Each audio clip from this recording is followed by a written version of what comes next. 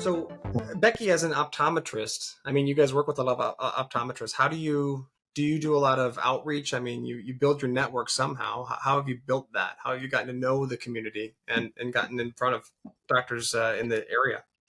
I think that process never ends because there's constantly people moving into the city, moving out of the city, changing practice locations. So I think developing friendships is one of the joys of our career. It never stops. When I moved down here, actually one of the first things was I was really honored to be invited by the Tarrant County Optometric Society to give a talk. And so that was a really cool way to get to meet everybody. They're like, hey, will you come and talk about what you and Brett are doing, talk about cataracts, different diseases you guys treat? I was like, yeah, I'd love to. So I think for anybody interested in making new friends, whether it's a new city or a city you've been in, you want to meet people, try to tap into some of your either AOA or local state organizations. You're going to find a group of like-minded people who want to be invested in our profession and our careers, and you'll make new friends. So that was one of the key things that I've always enjoyed getting plugged into. I would also say if you just look around at who's next to you and go say hi, take them to lunch. It's not always about, to me, building a referral network. It's just about developing relationships. And maybe there's something I realize we got in common. Oh my gosh, we both have crazy 3-year-old boys. Like, how are you surviving? Let's do a play date on Saturday. And it's a small world and life is very circular in so many ways. So those have been fun connections for us to make. It's not anything fancy. It's just meeting people, going out and saying hi. Yeah, there's no secret sauce. I mean, I think building a referral network happens naturally. You're totally right. Building a network personally, everybody in eye care, especially if you're opening a practice, you're naturally going to be a little bit extroverted. I think you have to be. Otherwise, you're never, it's not going to work. Yeah, you should. Yeah, right. Yeah, you got to put yourself out there. You have to be comfortable putting yourself out there for sure. Yeah. And I don't think anybody who's a natural born introvert would have the drive to start a practice anyways. It wouldn't work. It wouldn't be a good fit. So yeah, for us, I mean, we built our network. We would just call people up. I Google practices and be like, hey, I'm Nick Bruns. Nice to meet you. Maybe send us some cataracts, but also tell me about yourself. and that's like how we started it. And for me, you have to get uncomfortable. You have to get comfortable being uncomfortable, which was a challenge. And I think if you're not pushing yourself to your limits, then you're not growing as a person or as a professional anyways. So I kind of live my life that way. Push yourself to the limit, see what makes you uncomfortable. And cold calling did make me uncomfortable. And sure, some people were like, no, thanks. And that's okay. You don't have to be best friends with me. It hurts my feelings just a little bit, but it's okay. That's fine. But all of my friends here in Milwaukee, I didn't know anybody here when we moved here. I knew my wife and my dog, and that was about it. And my clinic partner, Dr. Vukic. But I mean, there was really nobody outside of those few that I knew. And so all of my friends now, they're all in eye care. I mean, they all are in eye care. They're all just like me. Eye care is so fun, optometry, ophthalmology, because it combines my two favorite things. I love numbers. I'm a super analytical guy. I love the black and white of math and, arithmetic, algebra, geometry, optics, physics. But the ability to individually connect with somebody several times a day, and then also connect with your network of providers in the area. And that's, like you said, Becky, joining the local society, I think, is a huge step. And that's what I did too. The Milwaukee Optometric Society and the Wisconsin Optometric Association, getting involved and doing lectures and going to lectures. I mean, just sitting as a guest at a dinner and just talking and hearing, because the way we do things, we're still building the practice. We're still fresh. There are things that we're doing that probably are not the most efficient and they're probably not the best. And so we are constantly, at least I am constantly listening to how other people are building their practices and what do they need, because let's say it's a primary care setting, they need surgeons, they need cataract referrals, and there's that opportunity to connect on a professional level too. So being extroverted, putting yourself out there, I think is absolutely essential.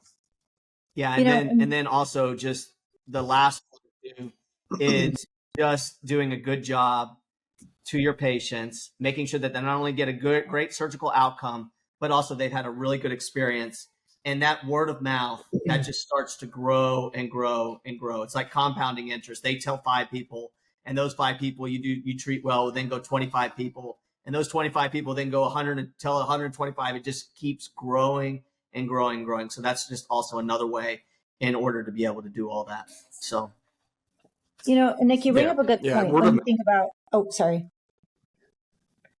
When you think about the analytics of starting a business, like what are some of your goal metrics? So if you want to make some new friends, how many doctors do you want to text a day? Set a number. Is that 3? Is it 5? Is it 10? How many doctors do you want to text every single day? Do that 5 days a week. How many new friends do you want to make every week? Is it 10? Is it 15? Is it 20? And be faithful with that. How many Google reviews do you want to get each week? How many CAT evals are you seeing? The measure what matters, right? If you think of Simon Sinek and you think of what is going to drive the needle forward in my new practice right now, it's referrals, it's relationships, and it's taking great care of people. So that's one thing that I've always had metrics on. What am I doing to perform for my group? And how does that translate into real numbers that we can reflect back on to say, okay, this is not enough movement. Reaching out to 10 people a week is not moving the needle. Let's go up, let's double it and see what happens. There's a cool book, 10X, and, we all know it takes 10 times more effort to make one thing happen than you think it should. And so for somebody starting out, set some goals, track them, measure them, and then see if you're doing too much, or if you're doing too little, or if you're just right. And then every year, I think the 3 of us and probably everybody listening to this call, we like to push ourselves. And there's never going to be a year where my goal setting is going to be stagnant. Or I'm like, you know what? We did a great job last year. Let's just do the same thing again this year, right? No, it's always going to go up. It's always going to get bigger. Yeah. Having expectations for yourself. I mean, you're totally right. You're not going to just sit there and rest on your laurels and be comfortable as an entrepreneurial spirit like you and Brett both are. Growth is important. You can't get better if you're not growing. And tracking, I mean, metrics are important too. So knowing where your patients are coming from, that's how you can determine, is your website doing its job?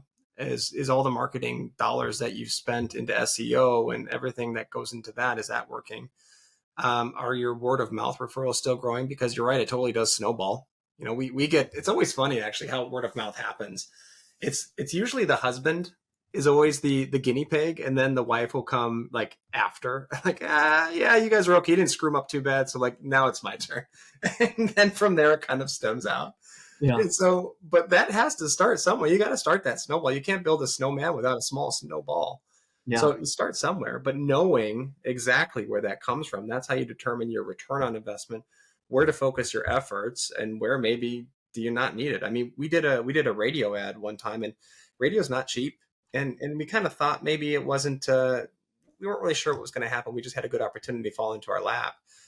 And it was really hard to track, and we don't think it did that well. So we, decided maybe not to go that route. And we focused our dollars more onto SEO with Google, and we do Google ads now. That's a lot of what we do.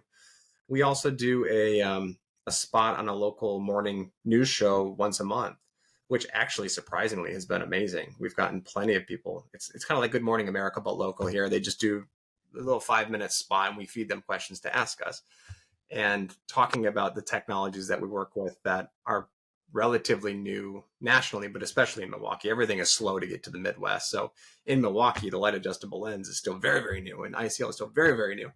And so we get to talk about that, and that has really, it's actually pretty affordable for us, and it has driven, I mean, if we get one patient out of that, it more than pays for it. But we've had several patients out of that. And then we do educational events too. Do you guys do educational events for the local optometrists or things like that? Yeah, that's a big pillar for us. We want to make sure that we're providing value to our community. And so we enjoy doing continuing education events, whether it's a live in person or virtual. So we try to meet doctors where they want to go. And we love coming up with unique topics. So AI is a big part of our world and our field. And so we love talking about some of those innovative technologies and how our group has incorporated them into what we do. So I think CEs are really valuable, and I think having interesting topics. I don't know how many people line up for a cataract talk, if it's kind of a traditional cataract talk, right? I think we have to be on the cutting edge. talking about the benefits. One of the things I love showcasing in CEs are outcomes analysis. And the first time I posed this idea, surgeons were like, what do you want to talk about, like how close we are in spherical equivalent to the intended target? I was like, yeah, I really do. Like, that's kind of weird math. And I'm like, remember, like you, Nick, doctors, optometrists, ophthalmologists, we're analytical people. We like the numbers. And I think we should hold ourselves accountable. And I want any doctor who's trusting us with referrals to know, whoa, these people track their outcomes. They're looking at that. I know my patients are going to be getting the best care. And over time, they're going to make modifications to get better and better and better.